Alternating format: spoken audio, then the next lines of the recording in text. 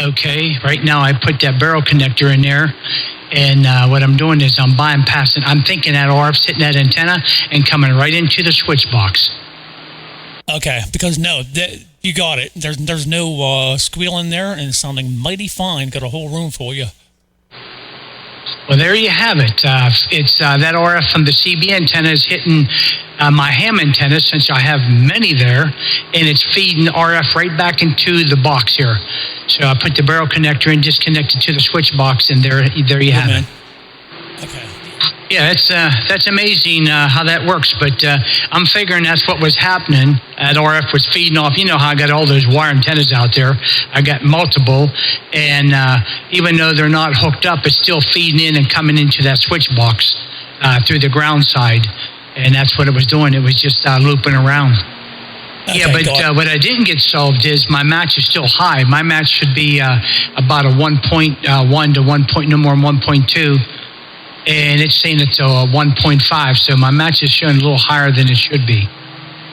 Okay, well, you're still good. I mean, you're still in the ballpark there. Nothing to panic over, but, oh, well, got something to do tomorrow then, huh? Yeah, I don't know what changed on that antenna up there. I have no idea what changed on it. I don't think that top element moved on me. Yeah, well, yeah, it's weird.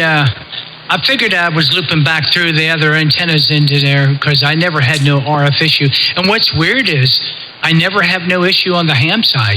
That CB antenna doesn't loop back through. But it's weird that CB is being so finicky. Yeah, well, you're usually on 80, 80 meters. So there's a vast difference between frequencies. So, yeah, it's weird how, CB will, just like your, your dryer washing machine. CB didn't mess with that, but your 80 meter did. That's pretty crazy. Hold on, I'm going to play it back. Sounds good. Hold on. What's weird is I never have no issue on the ham side. That CB antenna doesn't loop back through. But it's weird that CB is being so finicky. And there you go. Oh, yeah, that sounds really good. I'm very pleased with that. Yeah, I'm trying to get if I click on the wave file, I have to make sure it's not too much. Right now it's on -2. So I need to make sure I get that right before I play anybody back. So it sounded really good there, Splash. I appreciate that. At least I figured out what in the heck's going on with that switch box. I want to run a CB.